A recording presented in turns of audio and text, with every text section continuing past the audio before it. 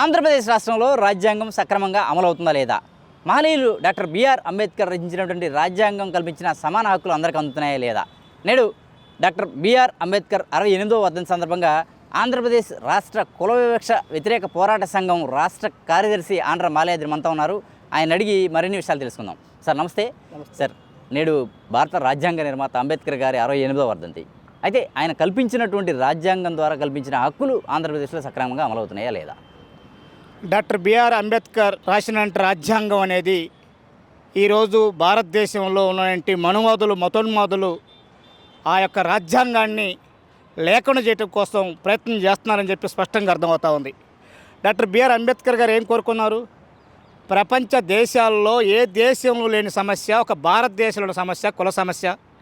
ఈ కుల సమస్య పరిష్కారం కావాలంటే ఈ దేశంలో కుల వ్యవస్థ నాశనం కావాలి, కుల వ్యవస్థ లేకుండా పోవాలి, లేకుండా కుల నిర్మూలన జరగాలని చెప్పి కోరుకున్నాడు.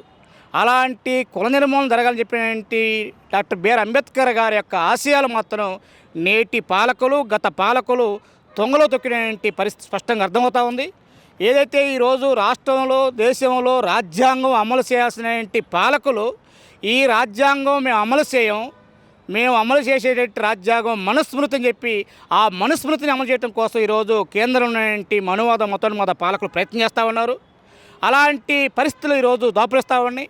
కానీ డాక్టర్ బిఆర్ అంబేద్కర్ గారు నవంబర్ 26వ తారీఖున ఆ రోజు ఏం చెప్పాడు? భారత రాజ్యాంగం అనేటువంటి అమల్లోకి వచ్చినటువంటి క్రమంలో ఈ దేశంలో ఈ రాజ్యాంగం అనేది ప్రపంచ దేశాల్లో అన్ని దేశాల్లో పరిశీలించి క్రమంలో భారతదేశంలో ఉన్నటువంటి ప్రత్యేకమైన పరిస్థితులు ఇచ్చా ఈ భారత రాజ్యాంగాన్ని రాశాను. ఈ భారత రాజ్యాంగం మాత్రం అమలు చేయాల్సినటువంటి బాధ్యత ప్రభుత్వ పాలకులపై ఉంది, అమలు చేయించుకోవాల్సినటువంటి బాధ్యత ప్రజలపై ఉందని చెప్పాడు. అంటే గత ప్రభుత్వంలో ఎక్కువగా కేసులు నమోదు చేశారు. ఏదైతే ఎస్సీలు కావచ్చు, బీసీలు కావచ్చు, బడుగు బలహీన వర్గాలపైనే అత్యధిక కేసులు నమోదు చేశారనేటువంటి విమర్శ ప్రస్తుత ప్రభుత్వం చేస్తుంది. గత ప్రభుత్వంలో ఎక్కువ కేసులు నమోదు చేశారా? ప్రస్తుతం ఎక్కువ కేసులు నమోదవుతున్నాయా? రాజ్యాంగాన్ని అనుసరించి సమాన హక్కులు కోల్పోతున్నాం అనేటువంటి ఆవేదనకు సంబంధించి మీరేం చెప్తారు? నేను చెప్పడం కాదు, 2022-23 సంవత్సరం సంబంధించి కేంద్రం నేర పరిశోధన సంబంధించినటువంటి రిపోర్టు కనుక పరిశీలిస్తే భారతదేశంలో అత్యధికంగా దళితులపై కేసులు నమోదవుతున్న పరిస్థితి. కులం పేరుతో దూషించడమే కాదు, అవమానపరచడమే కాదు, రచ్చబండ అరుగుల మీద కూర్చున్నా కానీ సహించేటువంటి పరిస్థితి కాదు, గుళ్ళోకి పోదామన్నా కానీ రానిచ్చేటువంటి పరిస్థితి కాదు. ఇలాంటి కులవృక్ష దుర్మార్గమైన రూపాలు నేటికి కొనసాగుతూ ఉన్నాయి. ఈ క్రమంలో అంటే మన రాష్ట్రంతో పాటుగా పక్క రాష్ట్రం చూసుకుంటే ఈరోజు ఉత్తరప్రదేశ్ ప్రధాన రాష్ట్రంగా ఉంది ఎస్సీ ఎస్టీ కేసులు సంబంధించింది. బీహార్, రాజస్థాన్, నెక్స్ట్ ఆంధ్రప్రదేశ్. ఈ రకంగా భారతదేశంలో ఉన్నటువంటి ఆంధ్రప్రదేశ్లో 4వ స్థానంలో ఉంది. ఈ యొక్క కేసుల్ని నివారణ చేయటంలో అంటే పోలీసులు కేసులు నమోదు చేయట్లేదు, రాజీలు చేస్తూ ఉన్నారు, బెదిరిస్తూ ఉన్నారు. ఒక రకంగా ధైర్యంతో దళితులు చైతన్యం అయ్యి మాలాంటి దళిత సంఘాలని పెట్టుకొని కేసులు నిలబడ్డా కానీ కోర్టు దగ్గరకు వచ్చేసరికి కేసులు పరిష్కారం కాని పక్షం ఉంది. కాబట్టి ఈరోజు పాలకులు అనేటి వాళ్ళు గత వైసీపీ ప్రభుత్వం అయినా ఇప్పుడు నేటి చంద్రబాబు తెలుగుదేశం కూటమి ప్రభుత్వం అయినా కానీ దళితులపై జరిగే దాడుల్ని అరికట్టడంలో ఏమాత్రం కూడా లేదు. ఉదాహరణకు ఒకే ఒక మాట, కాకినాడ జిల్లాలో రూరల్ ఎమ్మెల్యేగా ఉన్నాడు జనసేన ఎమ్మెల్యే. ఏం మాట్లాడాడు? ఒక డాక్టర్ని అవమానపరిచాడు. అవమానకరంగా మాట్లాడటమే కాదు, అవమానకరంగా మాట్లాడి ఆయన్ని కొట్టేదాని కోసంగా తన యొక్క వాళ్ళతో కొట్టి ప్రయత్నం చేశాడు. కేసులు లేవు, కానీ క్షమాపణ చెప్పేతో ఆ రకంగా రాజీ చేశారు.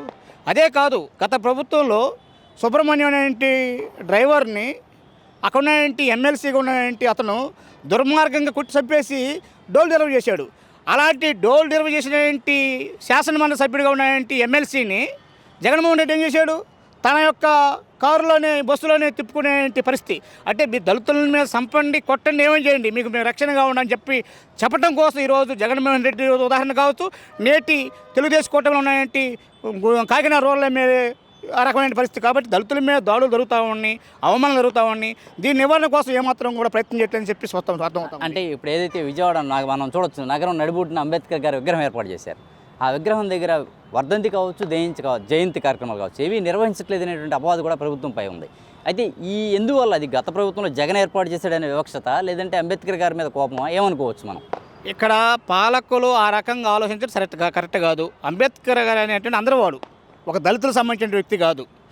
ఏ ప్రభుత్వం అధికారంలో ఉన్నా ఆ ప్రభుత్వం ఆ రకంగా అంబేద్కర్ గారి ఆశయాల ప్రకారంగా వారి జయంతిని వర్ధంతిని జరపాల్సిన బాధ్యత పాలక ప్రభుత్వాలపై ఉంది. కాబట్టి ఆ రకంగా చేయాలి. రెండోది, మేము ఒక అంబేద్కర్ గారి విషయం కాదు, ఎస్ఆర్ శంకరన్ గారు ఒక మహానుభావుడు. ఆయన ఒక ఐఏఎస్గా ఉండి అనేక దళితుల కోసం, బలహీన వర్గాల కోసం అనేక పథకాలు పెట్టారు. వారి జయంతిని వర్ధంతిని ప్రభుత్వ లాంఛనాలు జరపమంటే గత జగన్మోహన్ రెడ్డి ప్రభుత్వం ఆలోచించలేదు, నేటి జగన్మోహన్ రెడ్డి చంద్రబాబు ప్రభుత్వం ఆలోచించలేదు. అంటే ఎవరైనా కావచ్చు, అంబేద్కర్ గారిని ఒక దళిత పక్షిగా చూసి వైసీపీ టైంలో నిర్మించారు కాబట్టి వైసీపీ అంబేద్కరు, లేకపోతే తెలుగుదేశం నిర్మించారు అంబేద్కర్ అట్టే ఉండడు. అంబేద్కర్ అందరివాడు. కాబట్టి ఒక రకంగా ఈ వర్ధంతే కాదు, జయంతి వర్ధంతిని డాక్టర్ బిఆర్ అంబేద్కర్ గారి యొక్క ఆశయాలకు అనుగుణంగా ఏ ప్రభుత్వం అయినా, ఏ పాలకుడైనా, ఏ ప్రజాప్రతినిధి అయినా, ఎవరైనా సరే అంబేద్కర్ గారిని నివాళులర్పించడంలో తప్పులు ఆ రకంగా రాజకీయాలు చూడకుండా అందరికీ సమానం కూడా అని చెప్పి మేము కోరుతా ఉన్నాం. అయితే ఇప్పటికీ కొన్ని చోట్ల ఏదైతే గిరిజన ప్రాంతాలు కావచ్చు, ఇంకొక చోట కావచ్చు, డోలీలు వెళ్తున్న పరిస్థితి ఉంది. ఎస్సీ సామాజిక వర్గాలు, బడుగు బలహీన వర్గాలు, ప్రధానంగా దిగువ స్థాయి సామాజిక వర్గాల వారు ఇప్పటికీ సరైన రహదారులు లేక ఇబ్బంది పడుతున్నారు. అంబేద్కర్ ఆశయం సిద్ధించిందని మనం అనుకోవచ్చా? చాలా మంచి ప్రశ్న. నేను ప్రత్యక్షంగా చూసిన పరిస్థితి అరకు ప్రాంతంలో, ఆ రకంగా అనకాపల్లి జిల్లాలో ఆ ప్రాంతంలో చూసిన పరిస్థితి ఇప్పటికి కూడా అలాంటి పరిస్థితి. ఎందుకంటే అంటే ఒక రకంగా విజ్ఞానం పెరిగిపోయి రవాణా ఎక్కడికి వెళ్ళి అంటే గుళ్ళుకి గోపురాలకి మాత్రం రోడ్లు వేసుకుంటారు, బ్రహ్మాండమైన లైటింగ్ వేసుకుంటారు. ఏం గిరిజనులు నివసించే ప్రాంతాలకు సంబంధించి, కాలనీలకు సంబంధించి, టన్నులకు సంబంధించి రోడ్లు లేరా? కనీసం అంబులెన్సులు వెళ్ళేటటువంటి పరిస్థితి కదా. ఇప్పటికైనా ఒక రకంగా కేవీపీఎస్ 2000 రాజశేఖర రెడ్డి టైంలో 2004 నుంచి 2014 దాకా 10 సంవత్సరాల పాటు దళితులకి, గిరిజన సంబంధించిన నిధులు ఏవైతే ఉన్నాయో వారికే ఖర్చు చేయాలని చెప్పి పెద్ద ఎత్తున ఆందోళన జరిగింది. 2014లో మీకు తెలుసు ఎస్సీ/ఎస్టీ సప్లాన్ చట్టం వచ్చింది. మరి ఎస్సీ/ఎస్టీ సప్లాన్ చట్టం ప్రకారం నిధులు కేటాయించి ఆ రకంగా గిరిజనలకు సంబంధించిన విషయం నిధులు కేటాయించి రోడ్లు వేయండి.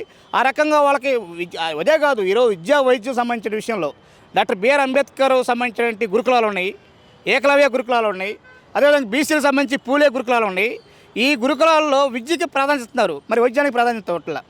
అక్కడ గురుకులాల్లో 400 మంది పిల్లలు ఉంటే 25 మంది సిబ్బంది ఉంటే ఒక డాక్టర్ ఉన్నాడు, ఒక నర్సుని ఇస్తారు. దానివల్ల ఏంటి ఉపయోగం? అంటే విద్యకి ఎంత ప్రాధాన్యత ఇస్తున్నారో వైద్యానికి ఒక రకంగా ప్రాధాన్యత ఇవ్వాలిగా.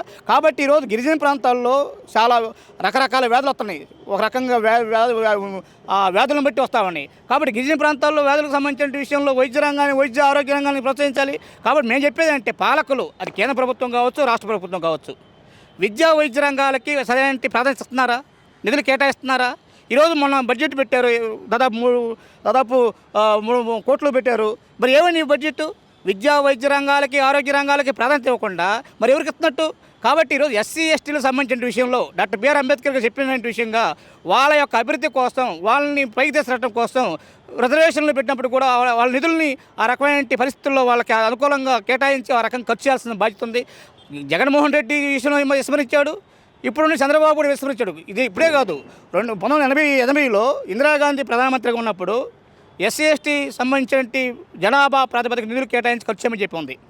ఆ రకంగా చూస్తే దళితులు కేటాయించిన నిధులు మొత్తం పక్కదారి పడతా ఉన్నాయి, కొన్ని లక్షల రూపాయలు పక్కదారి పడతా ఉన్నాయి. ఈ క్రమంలో ఎస్సీ/ఎస్టీ సప్లాన్ చట్టం వస్తే నిధులు కేటాయిస్తున్నారు కానీ వాటి ఖర్చు చేయట్లేదు. జగన్మోహన్ రెడ్డి నవరత్నాల కోసం కేటాయించాడు, చంద్రబాబు నాయుడు ఇప్పటికీ ఇంతవరకు స్పష్టత ఇవ్వలేదు. కాబట్టి ఎస్సీ/ఎస్టీలకు సంబంధించిన ఏదైతే బడ్జెట్ ఉందో వాళ్ళ జనాభా ప్రాతిపదికన మన ఆంధ్రప్రదేశ్లో 18% ఎస్సీలకి, 7% గిరిజనులకి. కాబట్టి 18, 7 అంటే దాదాపు 25% నిధులు కేటాయించాల్సి ఉంటే మొన్న బడ్జెట్లో, అంతమంది బడ్జెట్లో కేవలం 7% కేటాయించారు. కేటాయింపులు అటుంటే విడుదలకు వచ్చేసరికి 6% విడుదల చేస్తున్నారు, తీరా ఖర్చుకు వచ్చేసరికి 3-4% ఖర్చు చేస్తూ ఉన్నారు. అంటే కేటాయించాల్సిన బడ్జెట్ కేటాయించట్లేదు, విడుదల చేయట్లేదు, ఖర్చు చేయట్లేదు. మరి ఈ పాపం ఎవరిది? పాలకులది కదా. ఎస్సీ/ఎస్టీ సప్లాన్ చట్టం ప్రకారంగా నిధులు కేటాయించాల్సిన వాళ్ళు డాక్టర్ బిఆర్ అంబేద్కర్ ఏం చెప్పాడు?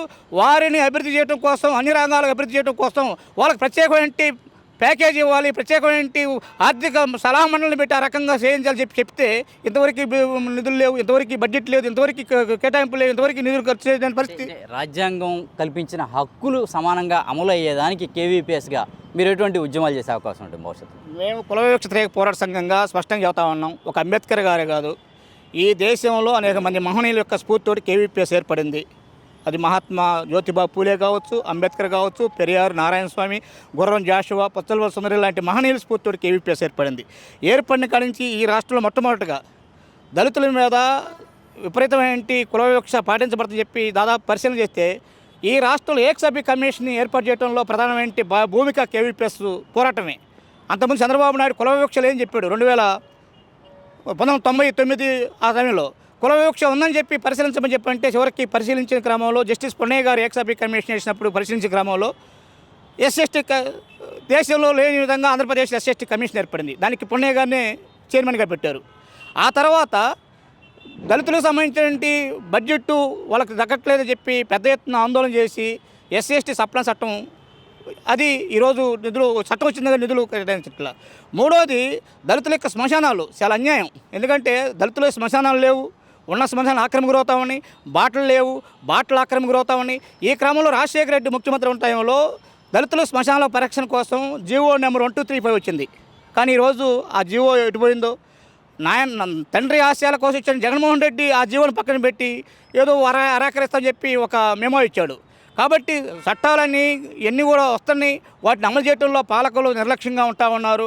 పాలకులు అంటే ముఖ్యంగా జగన్మోహన్ రెడ్డి ప్రభుత్వం కావచ్చు, ఇప్పుడు చంద్రబాబు నాయుడు ప్రభుత్వం కావచ్చు, ఈ ఇద్దరు కూడా ఇక్కడేమో మామూలుగా తిట్టుకున్నట్టున్నారు, కానీ కేంద్రానికి వచ్చేసరికి బీజేపీని సపోర్ట్ చేస్తూ ఉన్నారు.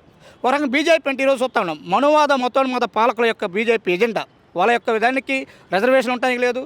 ఆ క్రమంలోనే బీజేపీ మోడీ ఏం చెప్పి ఉన్నాడు, ఉన్నంటి ప్రభుత్వ రంగ సంస్థలు అయితే ఉన్నాయో ఆ ప్రభుత్వ రంగ సంస్థ మొత్తాన్ని అమ్మేస్తూ ఉన్నాడు. అందుకోసం మేము కేవీపీఎస్గా ఈ ఉద్యమ స్ఫూర్తితోటి ఇప్పుడు ప్రభుత్వ రంగం అనేది లేకుండా పోతుంది కాబట్టి ప్రభుత్వ రంగాన్ని కాపాడుకోవాలని చెప్పి కేవీపీఎస్ రాబోయే కాలంలో చేస్తూ ఉంది. అదే క్రమంలో రాజ్యాంగం అనేది ఈరోజు బీజేపీ రాజ్యాంగాన్ని నాశనం చేయడం కోసం ప్రయత్నిస్తూ ఉంది. ఎంత చేస్తూ ఉంటే ఈ రాష్ట్రంలో చంద్రబాబు నాయుడు కావచ్చు, పవన్ కళ్యాణ్ కావచ్చు, జగన్మోహన్ రెడ్డి కావచ్చు, ముగ్గురు ఇక్కడ కొట్టున్నారు. కానీ కేంద్రానికి వచ్చేసరికి బీజేపీని మోడీని సపోర్ట్ చేస్తూ ఉన్నారు.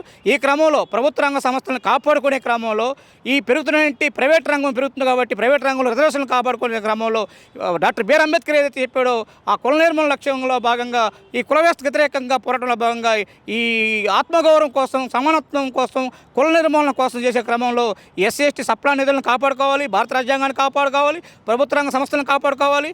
ఈ క్రమంలో అందరినీ కూడా ఎవరైతే దీనికి కులాలకి మతాలకు అతీతంగా అందరూ కూడా వీటికి అండగా రక్షణగా వీటికి ఐక్యంగా పోరాటం చేయడం కోసం రావాలని చెప్పి ఆ క్రమంగా కేవీపీఎస్ ఈ పోరాట లక్ష్యాలతోటి వీటి కోసం ఐక్య ఉద్యమాల కోసం పిలిపిస్తూ ఉంది. దీంట్లో అందరూ కూడా భాగస్వామ్యం కావాలని చెప్పి కోరుతా ఉన్నా. రైట్. ఏదైతే భారత రాజ్యాంగ నిర్మాత డాక్టర్ బిఆర్ అంబేద్కర్ కల్పించారో, రచించారో ఆ రాజ్యాంగం అమలుకై కేవీపీఎస్గా తాము ఖచ్చితంగా పోరాటం చేస్తామని మల్యాద్రి గారు స్పష్టం చేస్తున్నారు. ఇదే సమయంలో పాలకులపై, ప్రభుత్వ రంగాలని నిర్వీర్యం చేస్తున్నటువంటి పాలకులపై తమ పోరాటం కొనసాగిస్తామని, ఎస్సీ ఎస్టీ బడుగు బలహీన వర్గాల హక్కుల కోసం కూడా తాము నిరంతర పోరాటం సాగిస్తామని స్పష్టం చేస్తున్నారు. కెమెరా పర్సన్ రెహమాన్తో నాని, జర్నలిస్ట్, ఏపీ అమరావతి, అభినవ భారత్.